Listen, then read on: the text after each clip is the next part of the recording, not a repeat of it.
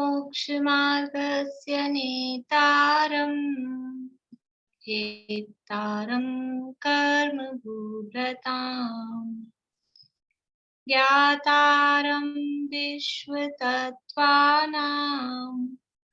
वन्दे तद्गुणलाभम् वन्दे तद्गुणलाभम्। मोक्षमार्ग के नेता एवं कर्म पर्वतों के भेदक और विश्व के सब तत्वों के ज्ञायक चेतन संवेदक सद्गुण आप समान प्राप्त हो यही भावना भाकर दे विनय पूर्वक करूं वंदना बारंबार जिनेश्वर देव बारंबार जिनेश्वर देव। ये जिनवाणी स्तुति का अर्थ देख लेते हैं पहले।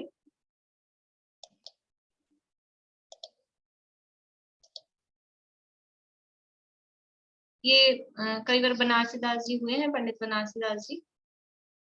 उनका जो नाटक समयसार है उसमें समयसार के जो कलश हैं, समयसार जो ग्रंथ है उसमें अमृत चंद्राचार्य ने जो छंद लिखे हैं, संस्कृत के जो श्लोक लिखे हैं, उन श्लोकों का इन्होंने अपने भावानुवाद लिखा है। तो जो दूसरा श्लोक है जो अभी अपन बोलते थे अभी तक, अनंत धर्मणस्तत्वम पश्यन्ति प्रत्यगात्मनः अनेकांतमयी मूर्तिर् नित्यमेव प्रकाशताम्, उसका ही उन्होंने ये भावानुवाद कहें, पद्यानुवाद कहें, उन्होंने ये लिखा है बनारसी दास जी ने। जोग धरे रहे जोग सो भिन्न अनंत गुणातम केवल ज्ञानी तासु हृदय त्रह सो निकसी सरिता समवै श्रुत सिंधु समानी याते अनंत नयातम लक्षण सत्य स्वरूप सिद्धंत बखानी बुद्ध लखे न लखे दुर्बुद्ध सदा जग माही जगे जिनवाणी। जिनवाणी की स्तुति है। जिनवाणी को नमस्कार किया है उस दूसरे श्लोक में, तो ये जिनवाणी की स्तुति के रूप में छंद है। जोग धरे रहे जोग सो भिन्न अनंत गुणातम केवल ज्ञानी। किसकी चर्चा है? केवल ज्ञानी भगवान। केवल ज्ञानी भगवान कैसे हैं? जोग धरे, योग सहित होते हैं, सहयोग केवली होते हैं। अनंत भगवान 13वें गुण स्थान में सहयोग केवली परमात्मा है। तो जोग धरे यानी योग सहित हैं, योग धारण कर रखा है, जोग धरे रहें। लेकिन कैसे हैं? जोग सो भिन्न, लेकिन योग से भिन्न है वो। भले ही उनको सहयोग केवली कहा गया है, लेकिन वो योगों से पृथक है, वो योग स्वरूप नहीं है। योग का मतलब, योग किसे कहते हैं? काय वांग मन कर्म योग, वो काय वांग मन कर्म योग है तो है ही। और योग मतलब आत्मा के प्रदेशों की चंचलता, आत्मा के प्रदेशों में जो कंपन है, और उस कंपन में निमित्त भूत जो मन वचन काय है, तो मन वचन काय का जो क्रिया है वो आत्म प्रदेशों की परस्पंदन में निमित्त भूत है, इसलिए उनको भी योग कहते हैं। तो सहयोग केवली 13वें गुण स्थान में वर्ती परमात्मा कैसे हैं? सहयोग केवली है, योग सहित है, योग धारण कर रखा है, फिर भी वो योगों से भिन्न है। योग उनका स्वरूप नहीं है, योगों से वो पृथक है। योग धरे पर जोग धरे रहे जोग सो भिन्न, और कैसे हैं? अनंत गुणात्म केवल ज्ञानी, और अनंत गुणात्मक हैं। केवल ज्ञानी भगवान के, अनंत भगवान के कितने गुण? अनंत भगवान के 46 अनंत गुण है। 46 तो कहने के हैं, ये अपनी पूजा है उसमें है कहवत के 46 गुण गंभीर, इसमें जयमाला में आता है देवशास गुरु की पूजन में। तो वो 46 गुण तो कहने के, वास्तव में केवल ज्ञानी भगवान कैसे हैं? अनंत गुणातम, अनंत गुणों के धारी, ऐसे वो केवल ज्ञानी भगवान है। आप तो कह रहे थे जिनवाणी की स्तुति है, तो केवल ज्ञानी भगवान की स्तुति है। ये देव की स्तुति है कि शास्त्र की स्तुति है, कि वो शास्त्र है क्या, जिनवाणी क्या चीज है। कह रहे हैं तासु हृदय द्रह सो निकसी, उनके हृदय रूपी द्रह, द्रह द्रह यानी द्रह शब्द सुना है कहीं? द्रह कहाँ सुना है द्रह शब्द? पुलिस लोचना भाभी, द्रह शब्द कहाँ सुना है? तत्वा सूत्र में आता है सरोवर, मतलब उसका। हाँ, पद्म द्रह, पद्म पद्म सरोवर, द्रह यानी सरोवर, पद्म महापद्म तिंगिच्छ केसरी महापुंडरी पुंडरीका स्विधा हृदय द्रह, है ना। तो तासु हृदय द्रह, उनके, तासु यानी उनके, किनके? केवल यानी भगवान के, उनके हृदय रूपी सरोवर से निकसी, वहां से निकली है, उनके हृदय रूपी सरोवर से निकली सरिता समभय, सरिता यानी नदी, नदी के जो समान है। और कैसी है? यानी उनके हृदय रूपी सरोवर से निकली और नदी के रूप में होती हुई श्रुत सिंधु समानी, श्रुत रूपी, शास्त्र रूपी जो सिंधु है, सिंधु यानी समुद्र है, उसमें समानी, उसमें समा गई है। केवल यानी भगवान, केवल यानी भगवान कैसे हैं कि योग सहित होने पर भी योग से भिन्न है, अनंत गुणों के धारी हैं, ऐसे वो केवल ज्ञानी भगवान हैं। उनके हृदय रूपी सरोवर से ये जिनवाणी रूपी नदी सरिता, गंगा, वो है ना अपने वीर हिमाचल ते निकसी, वो जिनवाणी को गंगा की उपमा भी दी जाती है। तो उनके हृदय रूपी सरोवर से निकलकर, गंगा नदी कहाँ से निकलती है? गंगा नदी कहाँ से निकलती है? कहाँ से निकलती है गंगा नदी? रश्मि जी, पढ़ा है ना अपन ने? आशा ध्यान आंटी, नहीं आ रहा वो गो के ऊपर, वो से कौन से आर्य, ध्यान नहीं आ रहा गो, मतलब अभी तो मैंने अभी अभी जवाब आ गया था पहले, कहाँ से निकलती है बोले आशा आंटी? गंगा नदी हिमालय से या फिर हिमवान पर्वत से, कौन से पूछ रहे हो आप? ठीक है, हिमवान पर्वत, ठीक है, थोड़ा सा और आगे बढ़ना है। हिमवान पर्वत पे क्या है, कहाँ से निकलती गंगा नदी? पूरे पर्वत पे से थोड़ा ना निकलती है। गंगा कुंड से, वो कौन से कुंड से? कुंड में तो जाके मिलती है, निकलती कहाँ से है? पद्म सरोवर से। पद्म सरोवर से, सरोवर से निकलती है ना। हिमवन पर्वत पे, हिमवन पर्वत पे वो सरोवर है, उस सरोवर में से तो निकलती है गंगा नदी। तो ये तासु हृदय द्रह सो निकसी, ये जिनवाणी रूपी गंगा, जिनेन्द्र भगवान की वाणी है, उनके हृदय रूपी सरोवर, वो जो पद्म सरोवर है, उसमें से निकल के और फिर वो नदी बन के, फिर क्या होता है? नदी बन के निकलती है, वो कुंड में जाती है, फिर बहती है, फिर मलेच्छ खंड में होती हुई फिर आर्य खंड में आती है, फिर कहाँ जाके मिलती है? लवण समुद्र में जाके, भरत क्षेत्र में होती हुई कहाँ जाके मिलती है? नक्शा ख्याल में आ रहा है? गंगा नदी निकलती है तो कहाँ जाके मिलती है? समुद्र में जाके मिलती है। तो ये जिनवाणी रूपी गंगा, वो केवल ज्ञानी भगवान के रूपी जो सरोवर है, केवल ज्ञानी भगवान रूपी सरोवर, हिमवन पर्वत है वो भगवान, और उनका वो जो केवल ज्ञान है वो समझ लो वो सरोवर है। और उस सरोवर में से निकलकर वो जिनवाणी रूपी गंगा नदी सरिता सम, उस नदी रूपी नदी के समान होती हुई वो श्रुत सिंधु, ऐसा शास्त्र रूपी जो समुद्र है उसमें समानी, उसमें जाके समा गई है, उसमें जाकर मिल गई है, मिल जाती है। और कैसी है? याते अनंत नयातम लक्षण सत्य स्वरूप सिद्धांत बखानी। इसको, ये जो जिनवाणी है, इस जिनवाणी को सिद्धांत, सिद्धांत यानी सिद्धांत में, बखानी यानी कहा गया है। इस जिनवाणी को सिद्धांत में कैसा कहा गया है, कैसा बताया गया है? अनंत नयातम लक्षण, ये जो जिनवाणी है ये अनंत नयो रूपी लक्षण वाली है। अनंत नयातम लक्षण मतलब ये अनंत नयात्मक है। जिनवाणी है वो कैसी है? जिनवाणी की हमारे पहचान का चिन्ह क्या है? जिनवाणी का लक्षण क्या है? वो है अनेकांत, अनेकांत उसका लक्षण है, अनेकांत अमोघ लांछनम, ऐसा समन्वयाचार्य ने कहा है। जिनवाणी का लक्षण है अनेकांत। अनेकांत का मतलब है अनंत नय जिसमें हूँ।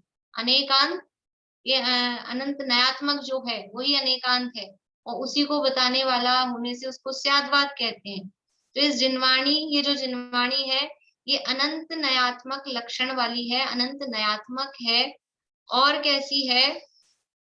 सत्य स्वरूप है। कैसी है ये जिनवाणी? ये सत्य है, ये सत्य है, अनंत नय वाली है, ऐसे लक्षण वाली है, ऐसा उसको सिद्धांतों में कहा गया है। सिद्धांत मतलब वही सिद्धांत, शास्त्र, जिनवाणी, आगम। इसलिए इसको, ये जिनवाणी है, ये केवल ज्ञानी भगवान के हृदय से निकलकर और शास्त्र रूपी समुद्र में समाई है, और इसीलिए इसको सत्य स्वरूप कहा है, अनंत नय रूपी लक्षण वाला, ऐसा सिद्धांत में इसको कहा गया है। जो अपन श्लोक बोलते थे ना, अनंत धर्मणस्तत्वम पश्यन्ति प्रत्यगात्मन है, अनंत धर्मणस्तत्वम, उसका अर्थ है याते अनंत नयातम लक्षण, कि अनंत नय रूपी जिसके लक्षण है। सत्य स्वरूप सिद्धांत बखानी, बुद्ध लखे न लखे दुर्बुद्ध। इसको कौन समझ सकता है, कौन देख सकता है, कौन जान सकता है? लखे मतलब लखे का शब्द अर्थ तो होता है देखना, लेकिन देखने का मतलब है जानना, अपनाना या समझना, वो अर्थ समझना इसका। तो बुद्ध लखे यानी कौन इसको पहचानते हैं? जो बुद्ध हैं, बुद्ध यानी ज्ञानी है, ज्ञानी इस जिनवाणी को पहचानते हैं। न लखे दुर्बुद्ध, जो दुर्बुद्धि है यानी खोटी बुद्धि वाले हैं, मिथ्या दृष्टि हैं, अज्ञानी हैं, वो उसको नहीं पहचान पाते। किसको नहीं पहचान पाते? ऐसे अनंत नयात्मक लक्षण वाली जो सत्य स्वरूप जिनवाणी है, उसको ज्ञानी तो पहचान पाते हैं, लेकिन अज्ञानी मिथ्या दृष्टि जी उसको नहीं पहचान पाते। वो अनेकांत का स्वरूप नहीं समझ पाते, और अनेकांत का स्वरूप नहीं समझ पाते इसीलिए मिथ्या दृष्टि होते हैं। जो अनेकांत का स्वरूप समझता है वो बुद्ध होता है, वो ज्ञानी होता है, सम्यक दृष्टि होता है।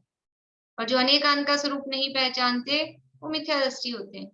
तो बुद्ध लखे न लखे दुर्बुद्ध, यानी जैन धर्म के जिनवाणी के ऐसे जो मर्म को, ऐसे लक्षण को सम्यक दृष्टि ज्ञानी पहचानते हैं, मिथ्या दृष्टि उसके ऐसे लक्षण को नहीं पहचान पाते हैं। सदा जग माही जगे जिनवाणी, और इस जगत में हमेशा ये जिनवाणी जगे, जगे यानी जयवंत हो, जिनवाणी की सदा जय हो, सदा ये जयवंत रहे, सभी इस जिनवाणी सदा प्रकाशित रहे। जोग धरे रहे जोग सो भिन्न, अनंत गुणातम केवल ज्ञानी, तासु हृदय द्रह सो निकसी, सरिता सम भय श्रुत सिंधु समानी, याते अनंत नयातम लक्षण, सत्य स्वरूप सिद्धांत बखानी, बुद्ध लखे न लखे दुर्बुद्ध, सदा जग माही जगे जिनवाणी। ऐसी जिनवाणी माता सदा जगत में जयवंत रहे। जगत में जयवंत तो कब रहेगी? जगत में जयवंत कब रहेगी जिनवाणी? कि जब वो हमारे हृदय में जयवंत रहेगी, जब हम उस जिनवाणी को समझेंगे, पहचानेंगे, हमारे हृदय में वो प्रकाशित रहेगी, तो दुनिया में भी प्रकाशित रहेगी। और जब हमारे हृदयों से वो चली जाएगी तो फिर दुनिया में भी प्रकाशित नहीं रहेगी। तो सदा जग माही, जग क्या है? जग, जग क्या है? जगत, कि जगत अपना चैतन्य, अपना आत्मा, अपनी आत्मा में प्रकाशित रहेगी तो बाहरी जगत में भी प्रकाशित रहेगी, और अपने आत्मा में जिनवाणी प्रकाशित नहीं रही तो बाहर में भी प्रकाशित नहीं रहेगी। तो ऐसी है जिनवाणी। हम तो यही भावना भाते हैं कि सदा, और सदा रहती ही है जिनवाणी का लोप कभी होता नहीं है। कोई किसी क्षेत्र में, किसी काल में टेम्परेरीली उसका विच्छेद दिखाई देता है, लेकिन जिनवाणी सदा ही जगत में जयवंत रहती है। ऐसी जिनवाणी माता की यहाँ पर ये स्तुति की है। अब वो जो संस्कृत का श्लोक था उसका इससे आप मैच मिला के देखना, मैं वापस से वो श्लोक बोल के देखती हूँ। अनंत धर्मणस्तत्वम पश्यन्ति प्रत्यगात्मनः, अनेकांतमयी मूर्तिर् नित्यमेव प्रकाशिताम्। अनंत धर्मणस्तत्वम, कि अनंत धर्ममयी जो जिनवाणी है, पश्यन्ति प्रत्यगात्मनः, पश्यन्ति यहाँ जो कहा है ना लखे, देखते हैं। कौन? प्रत्येक आत्मा। प्रत्येक आत्मा यानी सम्यक दृष्टि ज्ञानी। उसका विशिष्ट अर्थ है, वो मैं कठिन मतलब वैसे शब्द नहीं बोल रही हूँ। जो सम्यक दृष्टि ज्ञानी है वो ही ऐसे अनंत धर्मात्मक तत्व को, जिनवाणी को देखते हैं, जानते हैं, पहचानते हैं। अनंत धर्मणस्तत्वम पश्यन्ति प्रत्येगात्मनः अनेकांतमयी मूर्तिर। और ये जो ऐसी अनेकांतमय मूर्ति है, कौन है अनेकांत की मूर्ति? ये जिनवाणी। जिनवाणी की मूर्ति कैसी होनी चाहिए? वो वीणा वादिनी सरस्वती, हंस पे बैठी है सफेद, वो सरस्वती कहते हैं जिनवाणी को, लेकिन वो जिनवाणी का रूप नहीं है, स्वरूप नहीं है। जिनवाणी की मूर्ति कैसी होती है? क्या है जिनवाणी का स्वरूप? अनेकांतमयी मूर्ति। अब बनाओ अनेकांत की मूर्ति कैसी बनेगी? ये जिनवाणी है वो अनेकांतमयी मूर्ति, अनेकांत रूप स्वरूप वो जिनवाणी है। नित्यमेव प्रकाशताम, वो सदा प्रकाशित रहे। नित्यमेव प्रकाशताम, सदा ही वो जगत में प्रकाशित रहे, वही भाव इसमें दिया है। और जो इसका हिंदी अपन बोलते थे क्या था? अनंत धर्मणस्तत्वं पश्यन्ति प्रत्यगात्मनि। देखे पर से भिन्न अगणित गुण में आत्मा अनेकांतमय मूर्ति सदा प्रकाशित की रहे। तो अब वो उसका भी अर्थ करने का समझ लो समय आज ही आया, उसका अपन ने चेंज किया था। तो यानी उसी का लिंक इससे है, इसलिए मैंने इस वाले को रखा कि वही जो श्लोक अपन बोल रहे थे उसी का अर्थ इसमें दिया गया है। तो अब आप लोग अर्थ समझते हुए अपन रोज बोलेंगे और सबको याद होनी चाहिए। छोटी सी है, 6-8 लाइन की जिनवाणी स्तुति, अपने को याद हो जाए इस बहाने से। तो सबको बोलना है अपने घर में जोर से, मैं अकेली नहीं बोलूंगी, सबको जोर से अपने घर में बोलना है, तो वो बोलने से याद होगी। ठीक है, चलिए अब अपनी चर्चा चल रही है तत्वार सूत्र की। सूत्र बुलवाने थे आज मुझे, कल अपन ने 4 सूत्र बोले थे। अब मैं रेस्ट कर लेती हूँ थोड़ी देर, आप लोग सूत्र बोल लीजिए तब तक। हाँ, अब 148 प्रकृतियों के नाम सुनाने को तैयार हैं। कौन कौन सुनाने को तैयार है? ऐसे हाथ खड़ा करिए। 1 2 3 4 5 6 7 8। बढ़िया। देखिए मनोरमा आंटी भी तैयार हैं, कुसुम जी भी तैयार हैं, और छोटे तो तैयार हैं ही, बड़े भी सब तैयार हैं। अच्छी बात है, बहुत बढ़िया बात है। किससे सुना जाए? रेनू जी तैयार हैं। पारुल आप तैयार नहीं हो? तैयार हो? हाथ का है, थोड़े कम तैयार हो। शिमला भाभी तो कल ही तैयार थे। चलिए सरोज आंटी से सुनते हैं, बोलिए सरोज आंटी। ज्ञानावरणी की 5, दशनावरणी की 9, ज्ञानावरणी दशनावरणी, फिर वेदनीय की 2, मोहनीय की 28, और फिर ज्ञानावरणी दशनावरणी मोहनीय अंतराय। आयु 2, नाम की 42, आयु नाम, गोत्र की 2 और अंतराय की 5। और वैसे उसकी नामकरण की 43, ऐसे मिला के 93। 93। हाँ, ऐसे नहीं, ऐसे नहीं 93, सुननी है। मतलब उनके भेद करके 93। हाँ नहीं, लेकिन ऐसे हाँ। नहीं सुननी है मुझे, नहीं, मैं बताऊं? हाँ, 148 सुननी है। हाँ बता रही हूँ। ज्ञानावरणी की 5, चलिए ज्ञानावरण हाँ, की, दशनावरण की माफ हाँ, की, हाँ, आप तो नामकरण की सुना दीजिए। हाँ, नामकरण की।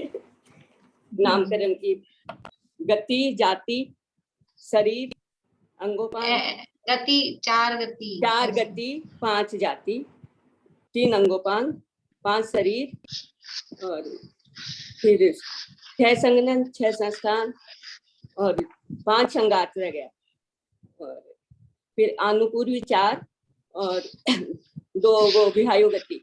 ऐसे ये तो पिंड प्रकृतियां। बीच में 14 बंधन भी रह गया ना। बंधन 5 बोला, 5 बंधन, ऐसे ये 14 पिंड प्रकृतियां।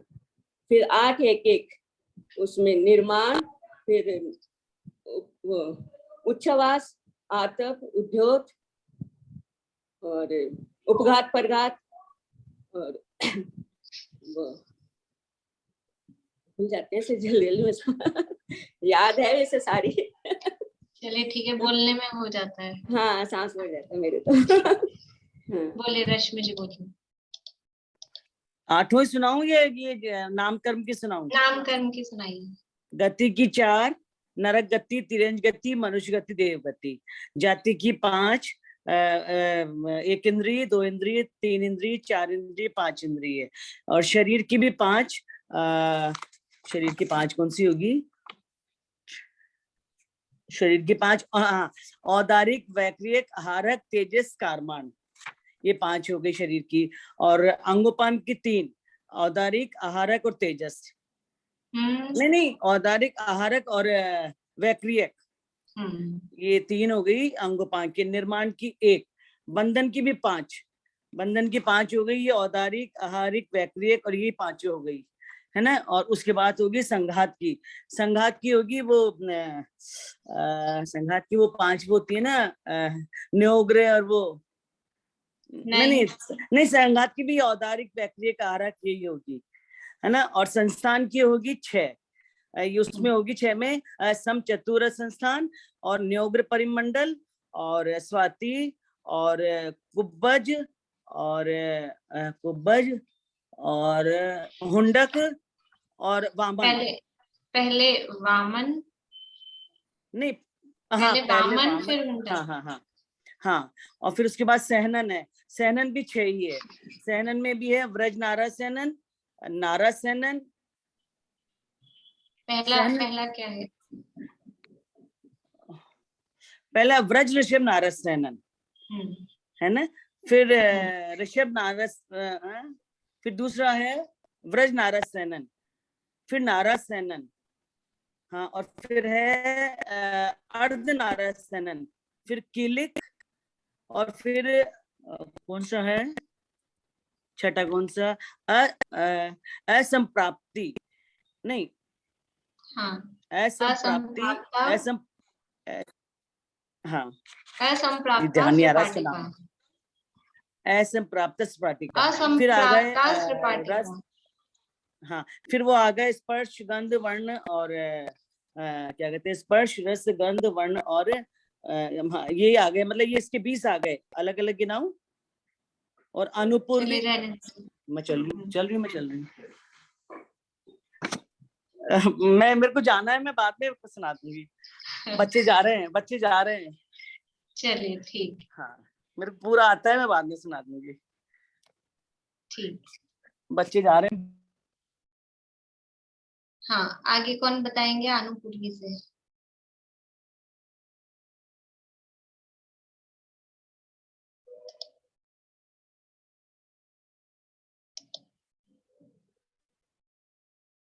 बोलिए दीपिका जी। ये तो बता देती हूँ मैं। नारक गति अनुपूर्वी, मनुष्य देव, नारक के बाद तिर्यंश गत्यानुपूर्वी, फिर मनुष्य गत्यानुपूर्वी और फिर देव गत्यानुपूर्वी, ये 4 गति। फिर अगुरु लघु, गुरु लघु मेरे को यूं याद नहीं। उपघात, परघात, आतप, उच्छ्वास, फिर विहाय गति, फिर विहाय गति के कितने भेद? विहाय गति के 2 भेद, प्रशस्त और अप्रशस्त। और फिर रस, सुभग, सुस्वर, सूक्ष्म, पर्याप्ति, स्थिर, आदि, यशय, कीर्ति। फिर इन सबके उल्टे। पहले प्रत्येक सही रह गया। प्रत्येक का साधारण, रस का स्थावर, सुभग, दुर्भग, सुस्वर, दुस्वर और शुभ, अशुभ, और रस, सुभग, सुस्वर, पर्याप्ति, अपर्याप्ति, सूक्ष्म बादर, और सूक्ष्म पर्याप्ति, स्थिर, अस्थिर, आदे, अनादे, और यश, कीर्ति, अपयश, कीर्ति, और तीर्थंकर। ठीक है, बढ़िया। चलिए करिए आप लोग को। बोलने में थोड़ा सा हो जाता है, पर यानी आनी चाहिए, सबको याद होनी चाहिए। अभी हमारी चर्चा चल रही थी स्थिति बंध की, कल हमने शुरू की थी। प्रकृति बंध की चर्चा पूरी हो गई थी और उसके बाद में स्थिति बंध की चर्चा अपन ने चालू की थी। मूल प्रकृतियों में उत्कृष्ट स्थिति बंध हमने देखा था। तो इतने सरल तरीके से यहाँ आचार्य ने 4 सूत्रों में बता दिया। आदि के 3, शुरू के 3 कौन कौन से हैं? ज्ञानावरण, दर्शनावरण, वेदनीय, और फिर उसके बाद में लिया चौथा है अंतराय। इन 4 कर्मों का उत्कृष्ट स्थिति बंध कितना है? 30 कोड़ा कोड़ी सागर। ज्ञानावरण का अधिक से अधिक बंध होगा तो 30 कोड़ा कोड़ी, दर्शनावरण का 30 कोड़ा कोड़ी, वेदनीय का 30 कोड़ा कोड़ी सागर, और अंतराय का 30 कोड़ा कोड़ी सागर। ये उत्कृष्ट स्थिति बंध है। फिर मोहनीय कर्म का उत्कृष्ट स्थिति बंध, कि मोहनीय का सप्ततिर मोहनीयस्य है, 70 कोड़ा कोड़ी सागर, ये मोहनीय कर्म का उत्कृष्ट स्थिति बंध है। नाम गोत्रयो विंशतिर, विंशतिर नाम गोत्रयो, नाम और गोत्र कर्म का उत्कृष्ट स्थिति बंध है 20 कोड़ा कोड़ी सागर। ठीक है, कल सागर की चर्चा अपन ने कर ली थी, और कोड़ा कोड़ी मतलब 1 करोड़ गुना करोड़, वो कोड़ा कोड़ी। अब है आयु कर्म। आयु कर्म का उत्कृष्ट स्थिति बंध कितना होता है? कि आयु कर्म का उत्कृष्ट स्थिति बंध है केवल 33 सागर, कोड़ा कोड़ी नहीं, केवल 33 सागर। 33 सागरोपमान्य आयुष है। आयु कर्म का उत्कृष्ट स्थिति बंध है 33 सागर। ये उत्कृष्ट स्थिति बंध 8 मूल प्रकृतियों में बताया है। उत्तर प्रकृतियों में, इन्हीं मूल प्रकृतियों में ये उत्कृष्ट स्थिति बंध है। इसका मतलब है कि ये जो प्रकृतियां हैं, इन प्रकृतियों के किसी न किसी भेद में इतना उत्कृष्ट स्थिति बंध होगा। जैसे कि नाम कर्म का उत्कृष्ट स्थिति बंध कहा 20 कोड़ा कोड़ी सागर, तो नाम कर्म की जितनी भी 93 प्रकृतियां हैं, सबका 20 कोड़ा कोड़ी सागर होगा क्या? कि नहीं, किसी का 10 कोड़ा कोड़ी सागर भी है, किसी का 15 कोड़ा कोड़ी सागर भी है, लेकिन कोई प्रकृति उसमें ऐसी भी है, कोई नहीं, बहुत सारी है, लेकिन अपन ऐसा मान के चलें कि अगर एक भी प्रकृति ऐसी है किसी कर्म में, उसके उत्तर भेदों में, कि उसका उत्कृष्ट स्थिति बंध 20 कोड़ा कोड़ी सागर का है, तो पूरी प्रकृति का कॉमन रूप से जब देखेंगे, तो पूरी प्रकृति का कॉमन रूप से कह दिया 20 कोड़ा कोड़ी सागर। ठीक है, ऐसे ही मोहनीय कर्म में, मोहनीय कर्म में उत्कृष्ट स्थिति बंध कह दिया 70 कोड़ा कोड़ी सागर का। लेकिन मोहनीय कर्म के कितने भेद हैं? सबसे पहले दर्शन मोहनीय और चारित्र मोहनीय, दर्शन चारित्र मोहनीय। तो ये जो 70 कोड़ा कोड़ी सागर है, ये दर्शन मोहनी की और चारित्र मोहनी की दोनों की है क्या? नहीं, ऐसा नहीं है। ये 70 कोड़ा कोड़ी सागर की उत्कृष्ट स्थिति दर्शन मोहनी की है। चारित्र मोहनी की उत्कृष्ट स्थिति 40 कोड़ा कोड़ी सागर ही होती है। लेकिन कॉमन, क्योंकि कर्म एक ही, मूल प्रकृति तो एक ही है, अब कॉमन बताना है, एक की 40 है, एक की 70 है, तो क्या निकालेंगे? मैक्सिमम कितना है? मैक्सिमम 70 है, इसलिए 70 कोड़ा कोड़ी सागर मोहनी कर्म की उत्कृष्ट स्थिति बताई है। तो उत्तर प्रकृतियों में फर्क है। मैं आपको उत्तर प्रकृतियों के नहीं बताऊंगी, क्योंकि फिर वो बहुत ज्यादा कॉम्प्लिकेटेड हो जाएगा, याद रहेगा नहीं किसी को। और नाम कर्म में क्योंकि बहुत सारी प्रकृतियां है ना, और वो सबका अलग अलग है, एक एक सहनन का अलग अलग है, एक एक संस्थान का अलग अलग है, तो बहुत ज्यादा हो जाएगा। पर सामान्य जो मोटे मोटे हैं, जिसमें कम है, उसमें समझ लें। जैसे ज्ञानावरण की 5 में 30 कोड़ा कोड़ी सागर है, उसमें चक्कर नहीं है कुछ भी। दर्शनावरण की सब में 30 कोड़ा कोड़ी सागर है। लेकिन वेदनीय में असाता वेदनी की तो 30 कोड़ा कोड़ी सागर है, और साता वेदनी की उत्कृष्ट स्थिति वो 15 कोड़ा कोड़ी सागर ही है। साता की उत्कृष्ट स्थिति 30 कोड़ा कोड़ी सागर नहीं है।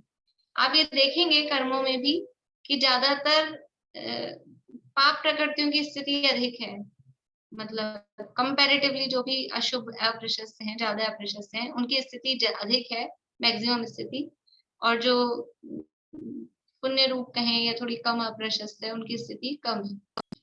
तो वेदनीय में साता वेदनी की 15 कोड़ा कोड़ी सागर, और असाता वेदनी की 30 कोड़ा कोड़ी सागर। तो कॉमन मिला के वेदनी की कितनी हुई उत्कृष्ट स्थिति? उत्कृष्ट स्थिति 30 कोड़ा कोड़ी सागर। अंतराय की सबकी 30 कोड़ा कोड़ी सागर। ठीक है, ये हो गया इन चारों का। मतलब नाम में नहीं, नाम कर्म में नहीं बता रही हूँ, बाकी तो औरों में तो भेद इतने है ही नहीं। आयु कर्म में, आयु के भी अलग से देखते हैं। गोत्र कर्म में विंशतिर नाम गोत्र कहा, तो उच्च गोत्र और नीच गोत्र 2 भेद हैं। तो ये जो 20 कोड़ा कोड़ी सागर की जो स्थिति कही है, 20 कोड़ाकोड़ी सागर की है नीच गोत्र की, 20 कोड़ाकोड़ी सागर की नीच गोत्र की है, और उच्च गोत्र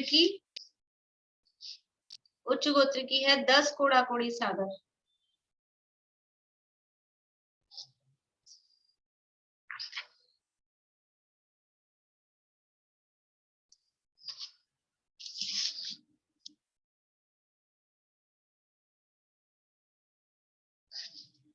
उच्च गोत्र की 10 कोड़ाकोड़ी सागर, ये गोत्र हो गया।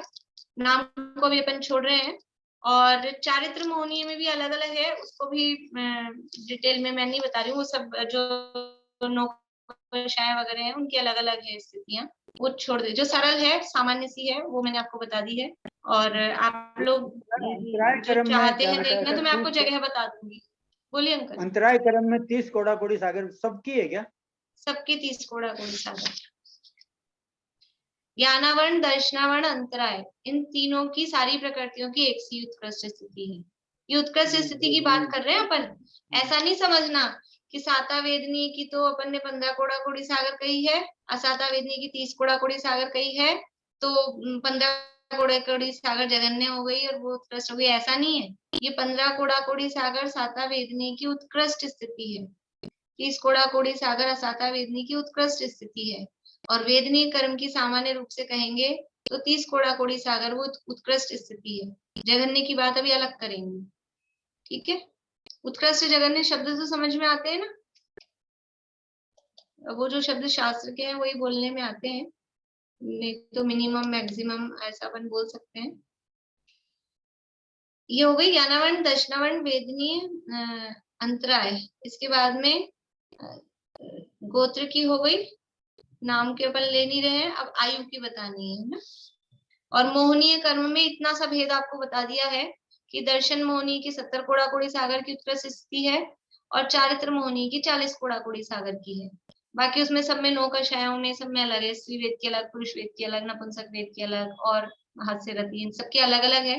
वो ज्यादा अभी वो हो जाएगा। जिनको जिज्ञासा हो वो गोमटसार जी कर्म कांड में गाथाएं दी हैं, ये सब गाथाएं नंबर है 127 से लेके और 133 तक गोमटसार कर्मकांड में गाथाएं दी हैं। जिनको ज्यादा जिज्ञासा हो वहां से देख सकते हैं। बोलिए आशांति। कितनी बताई हमने? किसकी? चारित्र मोहनी की 40 कोड़ाकोड़ी सागर, 40।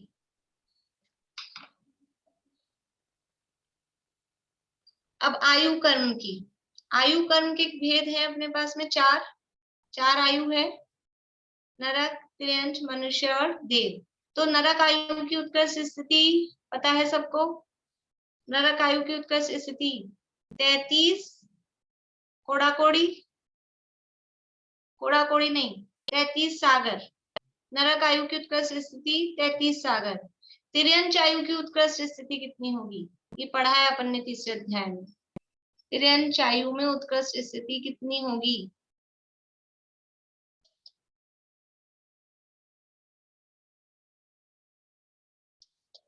चित्रा आंटी।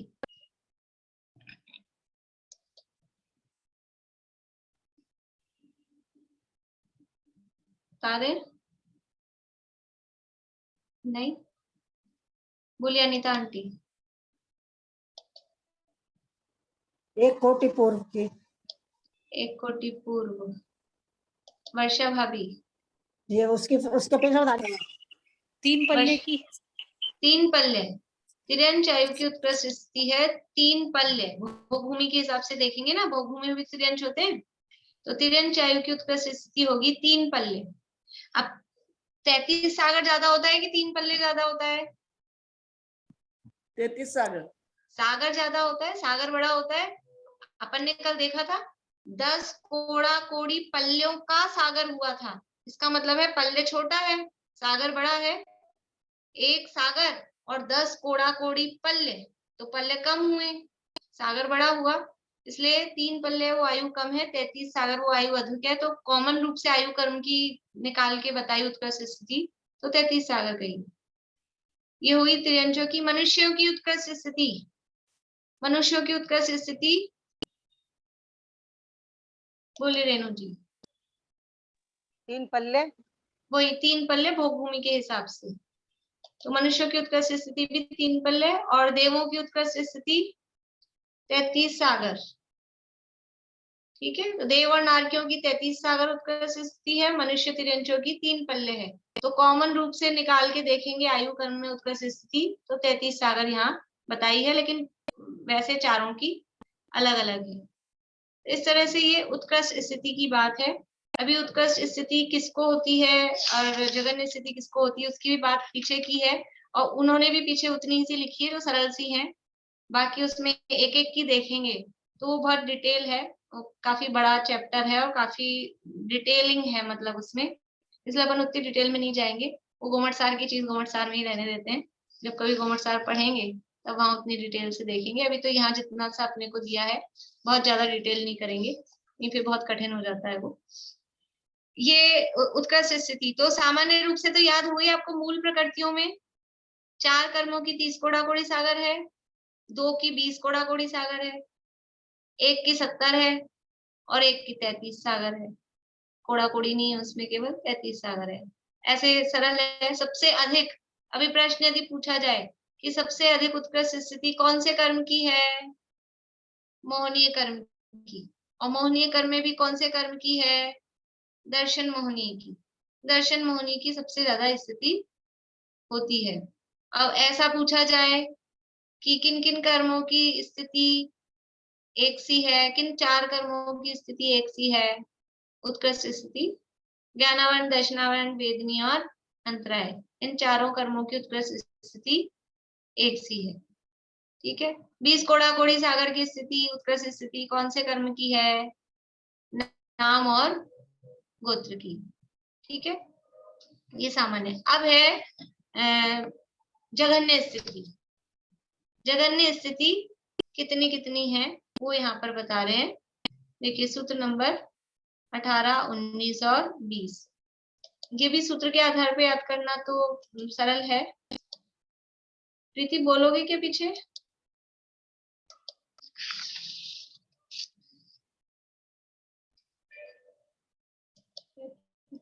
नहीं, चलिए दीपिका जी आप बोलिएगा। अपरा द्वादश मुहूर्ता वेदनीयस्य। अपरा द्वादश मुहूर्ता वेदनीयस्य। अपरा द्वादश मुहूर्ता वेदनीयस्य। अपरा द्वादश मुहूर्ता वेदनीयस्य। नाम गोत्रयोरष्टौ। नाम गोत्रयोरष्टौ। नाम गोत्रयोरष्टौ। नाम गोत्रयोरष्टौ। शेषाणाम अंतर्मुहूर्ता। शेषाणाम अंतर्मुहूर्ता। शेषाणाम अंतर्मुहूर्ता। शेषाणाम अंतर्मुहूर्ता। देखिए क्या कह रहे हैं, अपरा, ऊपर कहा था परा, परा यानी उत्कृष्ट, तो अपरा यानी उत्कृष्ट नहीं है, मतलब जघन्य। ठीक है, अब जघन्य स्थिति कितनी है, द्वादश मुहूर्ता वेदनीयस्य।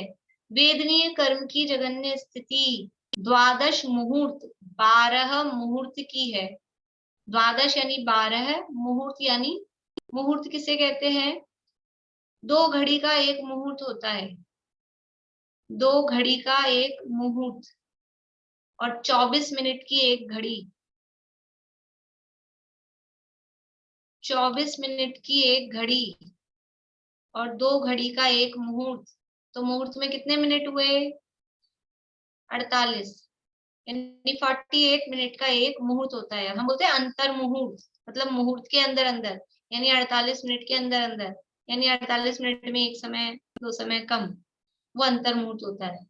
तो वेदनीय कर्म की जघन्य स्थिति यानी कम से कम वेदनीय कर्म बंधेगा, तो कितनी देर के लिए बंधेगा कि कम से कम 12 मुहूर्त, 12 मुहूर्त के लिए वो वेदनीय कर्म कम से कम बंधेगा।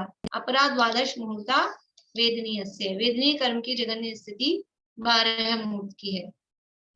नाम गोत्रयोर अष्टो। नाम और गोत्र कर्म की जो अपरा ऊपर से लेना है, अपरा यानी जघन्य स्थिति, वो कितनी है, अष्टौ, 8 है। 8 क्या, वो मुहूर्ता शब्द ऊपर से लेना है, कोड़ा कोड़ी सागर नहीं लेना है अभी यहाँ, क्योंकि ऊपर मुहूर्ता शब्द आ गया था पिछले सूत्र में, तो यहाँ पर मुहूर्त लेना है।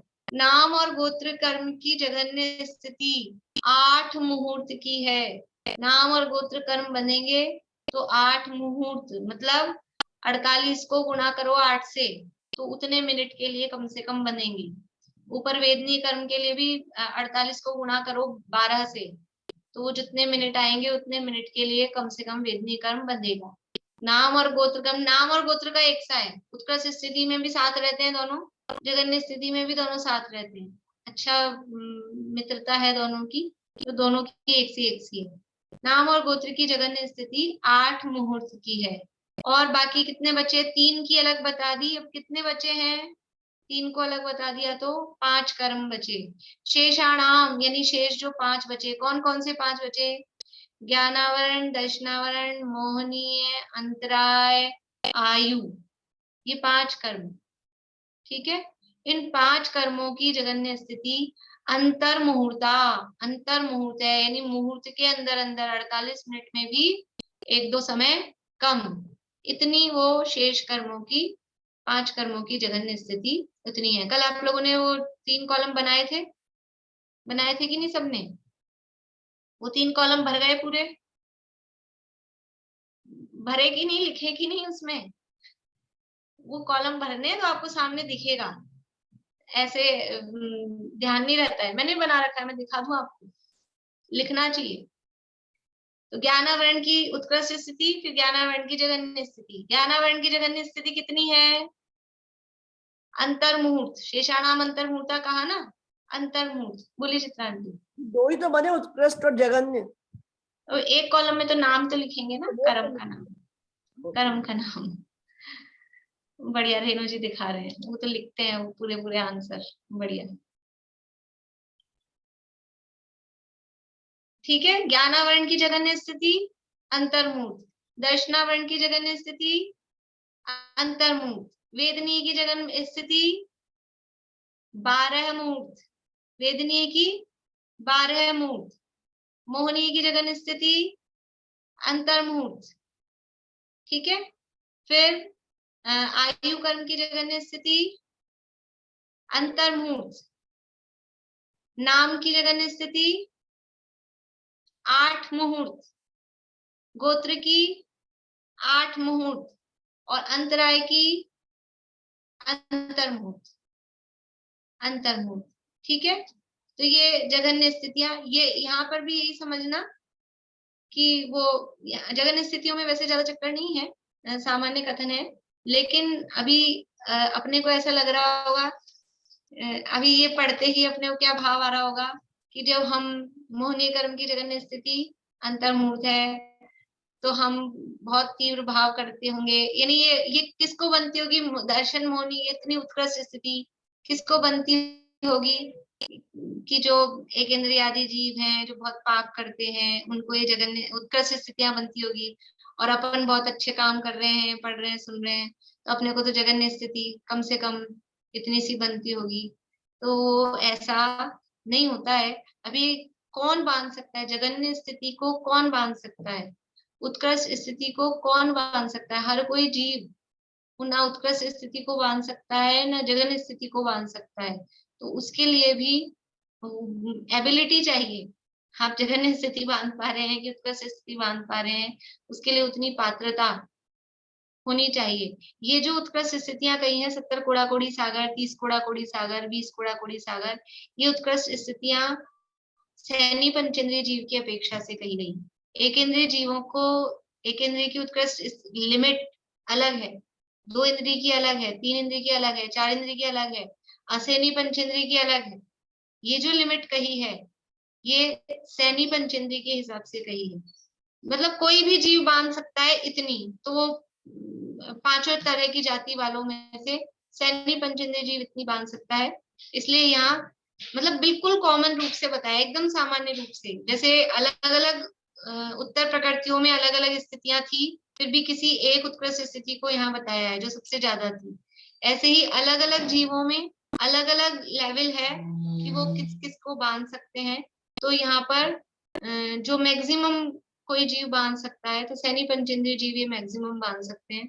तो जघन्य स्थितियां किसको बनती होंगी? एक इंद्रिय को, 2 इंद्रिय को। ये ऐसा नहीं है। तो वो किस किस को बन सकती है नहीं बन सकती है वो आगे दिया है, थोड़ा बहुत अपन चर्चा वो कल करेंगे। और बहुत सारे इससे भी हमको क्या आप लोगों को सोचना क्या है, ये तो याद हो गई आपको यहाँ। इनको पढ़ने से, इस स्थितियों को समझने से अपने को क्या निकालना है, क्या समझना है, इसको पढ़ने से होगा क्या, अपने को कुछ सोचना है कि ये कम स्थिति इसको बन रही है, ज्यादा स्थिति इसको बन रही है, कि इतनी स्थिति कम होती है, इसकी स्थिति ज्यादा होती है, इससे होगा क्या। एक बात आपको कही थी मैं कि स्थिति ज्यादा बंधना वो अच्छा नहीं है, पाप रूप होता है। तो कुछ कुछ सोचना है, कल अपन और पढ़ेंगे उसके बाद में और आप सोच पाएंगे। कल ये इसके स्वामी, स्वामी मतलब कौन बांध सकता है, तो फिर अपने को सोचना है कि इससे होगा क्या। बोलिए मैं रेणु। बोली जो एक इंद्रिय से जो असंज्ञ पंचेंद्रिय उनका भी लिखाएंगे क्या उत्कृष्ट स्थिति? कल बता दूंगी। मोहनीय कर्म की, एक कर्म की बता दूंगी, बाकी की वो उसकी वो प्रपोर्शन करके निकालनी होती है, वो सब बटा बटा में आती है। तो वो फिर वही कॉम्प्लिकेटेड सा हो जाएगा, याद किसी को रहना नहीं है, करना भी नहीं है। एक सामान्य मोहनीय कर्म की लिखा दूंगी, उसके आधार पे ही वो निकलती हैं फिर। तो जिनको जिज्ञासा हो वो फिर निकाल सकते हैं, बता दूंगी। चलिए अभी यहीं पूरा करते हैं। प्रश्न है क्या किसी को? जिनवाणी स्तुति। अरे बोलिए आशांति। ये आपने एक ऐसे प्रश्न तो अलग हटके है, पर्याप्त जीवों के गुण स्थान तो 1 से 14 तक बताए थे, ऐसा बताया था क्या आपने? और निवृत्ति है पर्याप्त के गुण स्थान 1, 2, 4, 6 और 13वां, ये क्या है? ये नहीं समझ में आया मुझे। वो मैंने कहा था कि मैं समझाऊंगी नहीं, बस आप लिख लो क्योंकि समझाने में फिर वो चक्कर पड़ेगा, अभी बहुत सारी बातें समझानी पड़ जाएगी। अच्छा, तो आपने समझाया ही नहीं था मतलब? नहीं। अच्छा ठीक है, ये फिर कल क्लास रहेगी ना? हाँ रहेगी, क्लास में क्या है, जिनको छुट्टी करनी हो वो कर लेना छुट्टी। हाँ नहीं रहेगी ना। और क्या। चलिए शीला, अभी आपको भी यही पूछना था कितने लोग छुट्टी करने वाले हैं? 1, 2, 3, ईमानदार लोग हैं जो बता रहे हैं। 4, 5, 6, 7, 8, 9। कोई बात नहीं, जिनके वीडियो बंद है वो तो शायद सब आएंगे ही, तो अपन तो चला लेंगे, देख लेंगे, है ना। फिर बाद में आप लोग सुन लेना, ठीक है। जिनवाणी।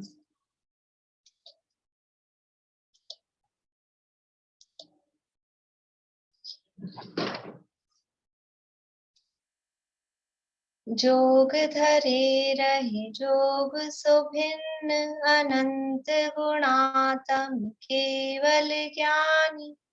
तासुर हृदय द्रह सोनिकसी, सरिता समवै श्रुत सिंधु समानी। याते अनंत नयातम लक्षण, सत्य स्वरूप सिद्धंत बखानी। बुद्ध लखे न लखे दुर्बुद्ध, सदा जग माहि जगे जिनवान। बुद्ध लखे न लखे दुर्बुद्ध, सदा जग माहि जगे जिनवान।